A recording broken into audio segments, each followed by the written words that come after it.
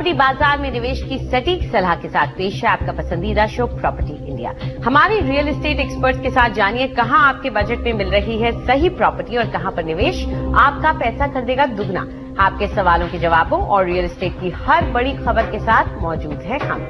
नमस्कार, मैं हूं अंजलि स्टार। इसके अलावा अगर आप प्रॉपर्टी पर और ज्यादा जानकारी चाहते हैं तो आप हमारी वेबसाइट ndtv.com/property पर जा सकते हैं। चलिए सबसे पहले एक नजर डाल लेते हैं कि आज क्या क्या है खास। गुड़गांव के हजारों घरों में लोग बिना ऑक्यूपेशन सर्टिफिकेट के रहने पर मजबूर। बिना ओसी के बीमा जैसी सुविधाओं के बिना खतरा मोल रहे हैं निवासी। वो क्या कर सकते हैं आखिर? रिहायश या निवेश के लिए शहर के कौन से इलाके हैं सबसे बेहतर? पाइए अपने सवालों के जवाब। चेन्नई में कई प्रोजेक्ट्स अपनी सुविधाएं बाहर वालों को दे रहे हैं। इससे कॉलोनी के अंदर रहने वालों का फायदा है या नुकसान?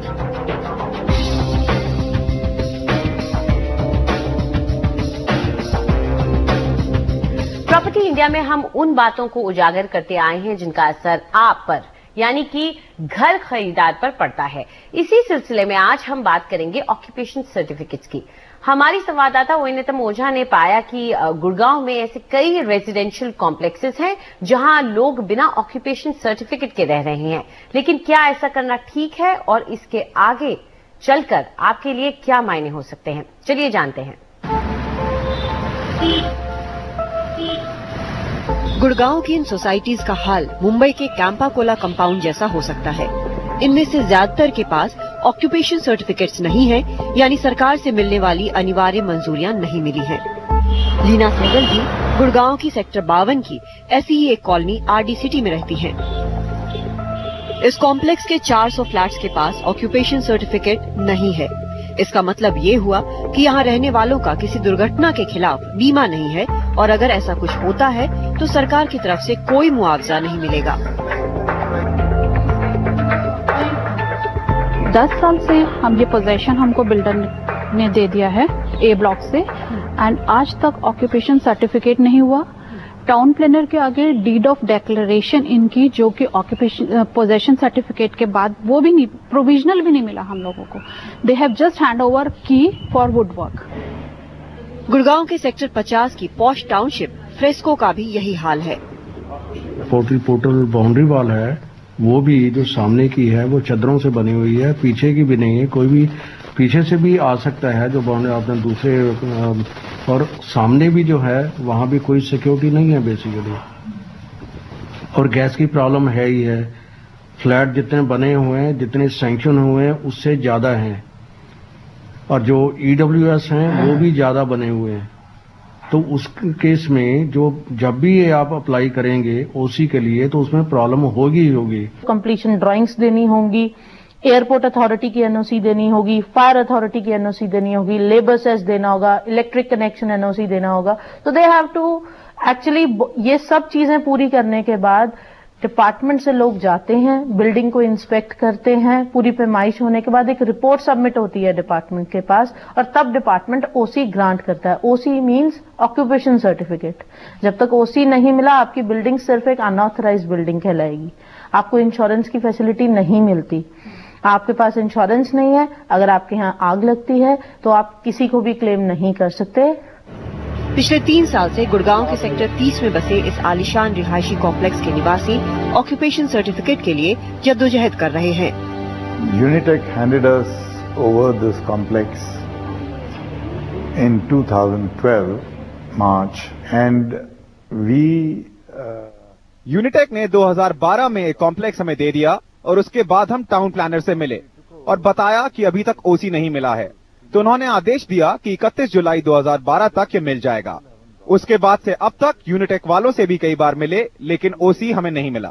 Despite the fact that we've had a number of meetings with the Unitech people as well as the STP, no occupation certificate has been received for these 4 towers. तो ऐसी हाउसिंग सोसाइटीज में रहने वालों के पास क्या कानूनी विकल्प हैं?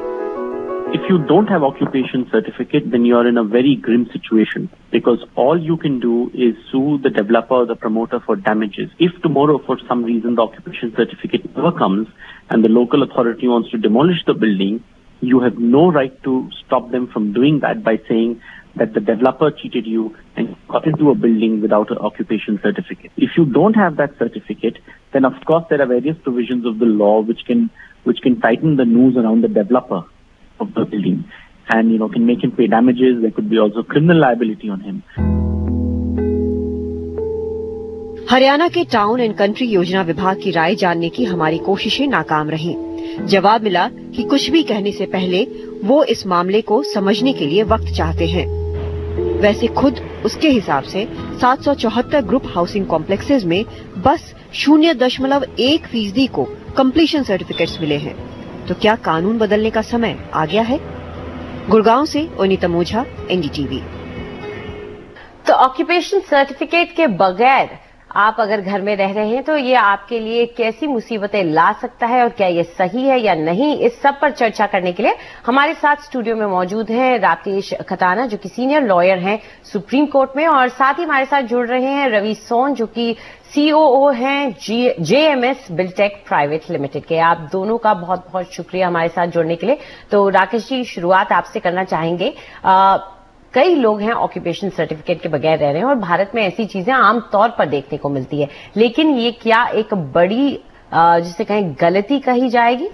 जी बिल्कुल, बिकॉज ऑक्यूपेशन सर्टिफिकेट है उसका मतलब है कि गवर्नमेंट की कोई भी बॉडी, जो लोकल बॉडी है, एजेंसी या जो बिल्डिंग डिपार्टमेंट है, वो इसको इशू करता है कि जो बिल्डिंग आपकी है वो जो लोकल लॉज हैं और जो कंप्लायंसेस हैं, जो बिल्डिंग कोड्स हैं, उनके कंप्लायंस पूरी हो गई है और उसके बावजूद ये building is fit for occupancy. उसके बाद इस इशू सर्टिफिकेट किया जाता है कि आप इस बिल्डिंग में जाकर रह सकते हैं। तो बिना ऑक्यूपेशन सर्टिफिकेट के रहना मुमकिन नहीं है, बिकॉज लॉ कहते हैं कि कोई भी नई बिल्डिंग में ना तो खुद रहेगा ना किसी और को रहने देगा, for whatever reason whatsoever. तो इट इज नेसेसरी कि ऑक्यूपेशन सर्टिफिकेट होना बहुत ही जरूरी है किसी नई बिल्डिंग में रहने के लिए। जी रवि, हमारी रिपोर्टर ने जब जांचा तो बहुत कम ऐसी वहां पे रेजिडेंशियल कॉम्प्लेक्सेस हैं गुड़गांव में जहां पे ऑक्यूपेशन सर्टिफिकेट वाकई में लिया गया है। तो क्यों बिल्डर्स बिना ऑक्यूपेशन सर्टिफिकेट के पोजेशन दे देते हैं? आखिर क्या मजबूरी होती है? देखिए अंजलि, इसमें कोई दो राय नहीं है कि बिना ऑक्यूपेशन सर्टिफिकेट के ऑक्यूपेंट को ऑक्यूपेंसी नहीं दिलानी चाहिए, चाहे वो कोई भी डेवलपर हो। पर मेरे ओपिनियन में जो है दो किस्म के रिहायशी इलाके हैं। एक जो लोग अपना खुद का घर बना के उसको ऑक्यूपाई कर लेते हैं और एक जो मल्टी स्टोरीज हैं, जो रिनाउंड डेवलपर्स हैं, रेप्यूटेड डेवलपर्स हैं जो बनाते हैं। जितना मेरा अंडरस्टैंडिंग है, जितना मैं जानता हूं, जो मेरी रिसर्च कहती है, जो रिनाउंड डेवलपर है और जो अपनी रेपुटेशन से किसी भी तरीके से कॉम्प्रोमाइज नहीं करना चाहता, वो बिना ऑक्यूपेंसी सर्टिफिकेट के जो है ऑक्यूपेंसी नहीं देता, ना ही पोजेशन देता है। अगर वो देता है तो वो टोटली इलीगल है और मुझे नहीं लगता आज की तारीख में डेवलपर्स इतना रिस्क लेना चाहते हैं, बिकॉज गवर्नमेंट बहुत क्लियर है इस पॉइंट पे कि बिना ऑक्यूपेंसी सर्टिफिकेट के ऑक्यूपेशन नहीं हो सकता।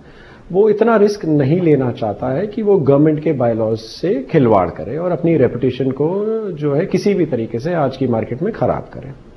जो मेजर इश्यूज आते हैं वो आते हैं कि अगर कोई रेगुलर आदमी बिल्डिंग बनाता है, उसको शायद बायलॉज के बारे में इतना नहीं मालूम होता है या वो कॉम्प्रोमाइज करने के लिए तैयार हो जाता है। वो जरूर हो सकता है कि वो पोजेशन दे देता हो बिना ऑक्यूपेंसी सर्टिफिकेट के। जो इंडिपेंडेंट हाउसेस बनते हैं उन लोग को भी जो है जो एक चलता है वाला एटीट्यूड रहता है कि आज की तारीख में चलो मैं अपने घर में रह रहा हूं, मैं क्यों कंप्लीशन सर्टिफिकेट लूं, क्या जरूरत है उसकी। तो वो लोग भी जो इसको इग्नोर करते हैं, उनके लिए भी अल्टीमेटली लॉन्ग टर्म में, जैसा कि राकेश कह रहे हैं, शॉर्ट टर्म और लॉन्ग टर्म दोनों में जो है प्रॉब्लम हो सकती है।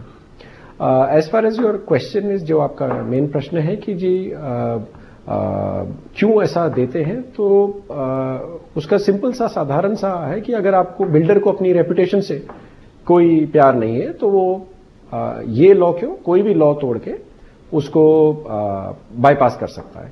पर गुड़गांव में, हरियाणा में और जितने भी बिल्डर्स के साथ को मैं जानता हूं, मैं नहीं समझता किसी में भी लॉ तोड़ के काम करने की कोई इच्छा रखता है। सारे अपने रेपुटेशन के साथ में ही काम करना चाहते हैं।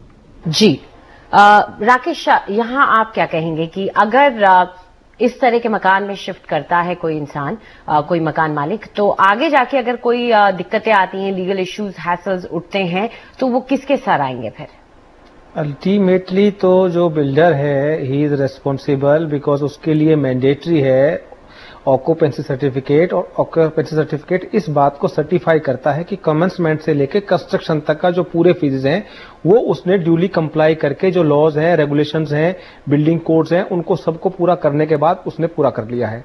लेकिन जनरली लोग बाग शिफ्ट कर जाते हैं, उसमें होता क्या है कि यदि कल को ऐसा होता है तो वो बिल्डिंग जो कंस्ट्रक्शन है वो अनऑथराइज कंस्ट्रक्शन कंसिडर की जा सकती है, इलीगल हो सकती है, उसको कल गवर्नमेंट डिमोलिश कर सकती है, उस पे हाउसिंग लोन का प्रॉब्लम हो सकता है, बिकॉज आरबीआई का मास्टर सर्कुलर जो है regarding housing loan that says कि occupancy certificate is mandatory for housing loan. Plus में गवर्नमेंट आपको ना कल को वहां पे सीवरेज का कनेक्शन देगी, ना वाटर कनेक्शन देगी, ना बिजली कनेक्शन देगी, और अल्टीमेटली जो विक्टिम होगा वो बायर होगा, बिकॉज बिल्डर तो अपना पैसा लेके जा चुका होता है। जी रवि, इस तरह अगर लोग बाग जाके रह रहे हैं बिना ऑक्यूपेशन सर्टिफिकेट के, तो आपका क्या मानना है कि क्या बिल्डर कम्युनिटी को मुश्किलें आ रही हैं इस ऑक्यूपेशन सर्टिफिकेट को लेने के लिए, इसलिए ये तरीका अपनाया जा रहा है, या यहाँ पर कुछ और बात है कि ये जैसा कि आप कह रहे हैं कि कुछ ही लोग कर रहे हैं, क्या, या आप ये भी मानते हैं कि बिल्डर कम्युनिटी को वाकई कोई सीरियस चैलेंजेस आते हैं जब वो ऑक्यूपेशन सर्टिफिकेट लेना चाहते हैं? देखिए, जैसे राकेश जी भी बता रहे हैं अंजलि, कि गवर्नमेंट ने बहुत क्लियर मैंडेट दिया हुआ है। जैसे मैं उदाहरण के तौर पे आपको बताऊंगा, अगर आपने लोन लिया है तो लोन कंप्लीट होने पे आपको उसकी रजिस्ट्री करा के जो बैंक है उसमें सबमिट करनी पड़ती है। आपकी रजिस्ट्री बिल्डर कराए उससे पहले उसको एक कॉमन एरिया रजिस्टर कराना पड़ता है। जब उसको कॉमन एरिया रजिस्टर कराना पड़ता है तो ऑक्यूपेंसी सर्टिफिकेट भी उसको दिखाना पड़ता है, उसके अलावा उसके बिना जो है रजिस्ट्री नहीं होती।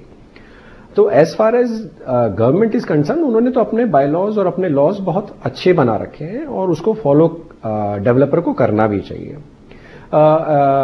अगर कोई डेवलपर नहीं फॉलो करता है तो उसके दो रीजन होते हैं, जैसा मैंने पहले भी बोला। एक तो शायद वो इतना साइज में वो बड़ा नहीं है कि उसको बायलॉज के बारे में मालूम हो। दूसरा, एक चलता है वाला एटीट्यूड जो है हमारी इंडस्ट्री में थोड़े टाइम पहले तक के काफी प्रचलित था, जिसमें लोग सोचते थे कुछ नहीं होता यार, चलता है, चलने दो। तो अगर वो उस किस्म का डेवलपर है कि वो सोचता है चलता है यार, बाद में करा लेंगे, अभी तो चलो ऑक्यूपेंसी दे दो ताकि हमारे पास में हमारे पैसे आ जाएं, और जो हमें जो भी वजह से ऑक्यूपेंसी देनी है वो एक समस्या का समाधान हो। पर प्रॉब्लम खाली जो है डेवलपर के बेसिस पे नहीं है, प्रॉब्लम जो है क्लाइंट को भी बहुत होती है। जैसा राकेश जी भी बता रहे थे अंजलि, और आपने भी मेंशन किया कि एक लीगल तरीके से रहने में, क्योंकि प्रॉपर्टी कोई शॉर्ट टर्म इन्वेस्टमेंट नहीं है। आप चाहे अपने घर के लिए ले रहे हो, चाहे वो इन्वेस्टमेंट के लिए ले रहे हो, चाहे वो किराए पे चढ़ाने के लिए ले रहे हो, it is a long term investment. तो बहुत आवश्यक है कि कंप्लीशन सर्टिफिकेट और अन्य जो भी लॉज कवर करते हो प्रॉपर्टी को, उसके अंतर्गत हम सारे कागज जो हैं अपने पास रखें। और अगर कंप्लीशन सर्टिफिकेट की नहीं है तो बिल्डर से डिमांड करें कि जी पहले कंप्लीशन सर्टिफिकेट दीजिए और फिर हम इसको ऑक्यूपाई करेंगे। राकेश, ये बताइए कि जो लोग ऐसे मकानों में रह रहे हैं और उन्हें अब इस बात का ज्ञान है, इस बात का इल्म है, उनको किस तरह से वो आगे बढ़ सकते हैं अपना ऑक्यूपेशन सर्टिफिकेट की मांग करने के लिए? बिल्डर से किस तरह का प्रेशर डाल सकते हैं? प्रेशर तो ये वो जो कंसर्न बॉडी, गवर्नमेंट बॉडीज हैं, उनको अप्रोच कर सकते हैं, उनसे बोल सकते हैं कि ऑक्यूपेशन सर्टिफिकेट नहीं दिया है बिल्डर ने। बिकॉज बिल्डर क्या करते हैं, बेसिकली कोलिजन होता है, अदरवाइज तो कोई बिल्डिंग को ऑक्यूपाई कर नहीं सकता, लेकिन अथॉरिटी के कोलिजन की वजह से कई बार ये कर लेते हैं। और बिल्डर, मुझे लगता है पैसे पहले ही ले लेते हैं, लेकिन उस जो स्टेपलेटेड फीस वगैरह है उनको जमा करने के बजाय उस पैसे को अपनी पॉकेट में रख लेते हैं, और टू सेव दैट मनी ये सब कुछ ऐसा करते हैं। तो उसमें ज्यादा मुझे लगता नहीं कि लॉज बहुत स्ट्रांग है, but yes, residents can approach the concern bodies, authorities and say कि the occupation certificate is not being delivered and please help us to get it done. जी, यहाँ राकेश एक सवाल और पूछना चाहूंगी। ऐसे हमें कई मेल्स भी आए हैं जिसमें अब बिल्डर फाइनल पोजेशन देने को तैयार हैं, लेकिन वो कह रहे हैं कि हम आपको, आप अपनी लास्ट पेमेंट कर दीजिए, हम आपको जो पोजेशन है वो जब ऑक्यूपेशन सर्टिफिकेट मिलेगा उसके बाद हम आपको वो लेटर दे पाएंगे और ऑक्यूपेशन सर्टिफिकेट दे पाएंगे। ऐसे लोगों को आप क्या एडवाइस देते हैं? क्या वो लास्ट जो पेमेंट होती है उसे कर दे या वो पेमेंट रोक करके कुछ दबाव बनाया जा सकता है? नहीं, देखिए प्रैक्टिकली तो पेमेंट रोकने से थोड़ा दबाव बनता है, लेकिन आइडियल पोजीशन तो ये है कि बिल्डर को अपना जो उनका बिल्डर बायर एग्रीमेंट है उसके हिसाब से काम करना चाहिए। और जिस ढंग से जो स्टेपुलेटेड उनके चार्जेस हैं कि किस स्टेज पे कितना पेमेंट देना है उस हिसाब से चार्जेस लेते हैं वो, और उसके हिसाब से उनको अपना कमिटमेंट्स और प्रॉमिसेस पूरी करनी चाहिए, जो जनरली लोग करते नहीं है। और अगर पेनल्टी का भी मुद्दा हो वहां पे तो रिस्क थोड़ा बढ़ जाता है। जी, बेसिकली क्या होता है कि जो ये बिल्डिंग्स हैं, जो बिल्डर्स जनरली जो स्टेपुलेटेड बिल्डिंग कोड है, जो अप्रूव्ड बिल्डिंग होती है, उससे थोड़ा बहुत डेविएट कर लेते हैं।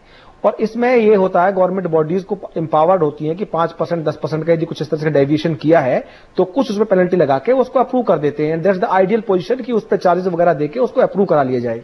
जी बिल्कुल। तो कोशिश यहाँ पर यही होनी चाहिए कि आप अपने बिल्डर से बात करें, उनके साथ एक डायलॉग ओपन करें, उन्हें समझाने की कोशिश करें। अगर थोड़ी बहुत पेनल्टी दे करके मिल सकता है ऑक्यूपेशन सर्टिफिकेट तो आपके लिए यही सही होगा कि आपके हाथ में वो ऑक्यूपेशन सर्टिफिकेट हो इससे पहले कि आप अपने मकान में शिफ्ट करें।